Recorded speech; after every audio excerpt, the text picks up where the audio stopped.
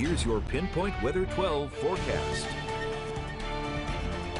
Well, very, very changeable weather now through Christmas weekend. Kind of a roller coaster ride with the storm pretty much centered, the worst of it, later tomorrow night into Friday. So a lot to cover. Let's first head outside where it's dry and comfortable for now. But the impacts that we're expecting for later tomorrow night into Friday: rain, wind, and some coastal flooding. Easily 1, 2, 3 inches of rain. More than likely 2 to 3 inches of rain on the way. We're more concerned about the wind gust potential, maybe as high as 60, 65 miles per hour. Stronger along the coastline. Impacts include some street flooding due to the heavy rain, scattered power outages, obviously due to the strong wind, and coastal flooding at the time of high tide early on Friday morning. And again, late Thursday night into Friday.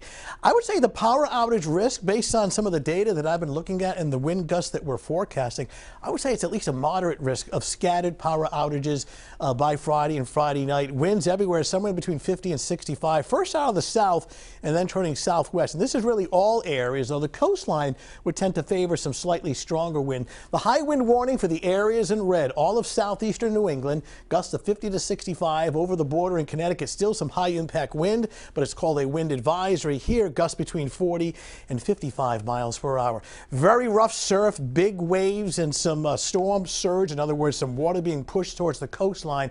And the net result is a coastal flood watch. Specifically concerned about the high tide early on Friday morning. Maybe some minor to moderate coastal flooding. And it's not just the South Shore, even up communities up Narragansett Bay.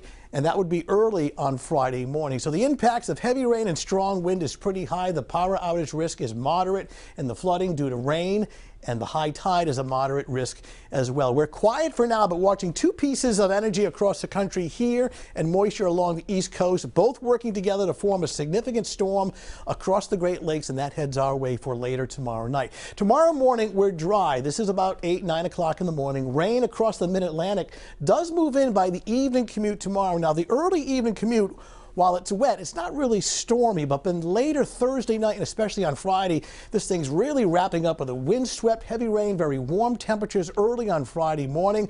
Another round of heavy rain with the approach of a cold front early on Friday afternoon with heavy rain and wind. Once this front passes offshore, get going, boy, the temperature really tumbles Friday evening and into Friday night.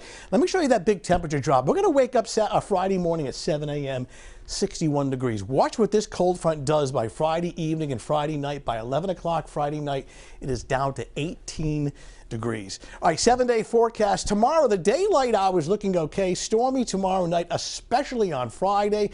Christmas weekend is dry, but windy and frigid both Saturday and Christmas Sunday, with daytime highs struggling to get above freezing, nighttime temperatures that are in the teens. Mike and Shannon.